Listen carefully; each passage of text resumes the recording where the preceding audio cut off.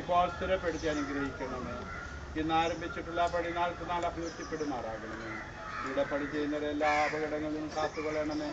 ഈ കെട്ടിടത്തിന്റെ പണി നഷ്ടമോ തടസ്സമോ കൂടാതെ പുരോഗമിക്കുവാനും തക്ക സമയത്ത് തിരുനാമഹത്വത്തിനായി ബലത്തിൽ ഭംഗിയുള്ള പൂർണ്ണതയുമില്ല ഒരു പാരീഷ് ഹാൾ ശതാബ്ദി സ്മാരകമായി ഉയരുവാനും കൃപയറണമെന്ന് ഞങ്ങളുടെ കർത്താവായ ഞങ്ങൾ അപേക്ഷിക്കുന്നു. സ്വർഗസ്ഥപിതാവേ, ഇവിടെ പണിയുവാനിരിക്കുന്നതായ പാരീഷ് ഹാളിൽ സ്നേഹത്തിന്റെയും കൂട്ടായ്മയുടെയും സന്തോഷത്തിന്റെയും സമാധാനത്തിന്റെയും ഇരിപ്പിടമാക്കി തീർക്കുമാറാകണമേ.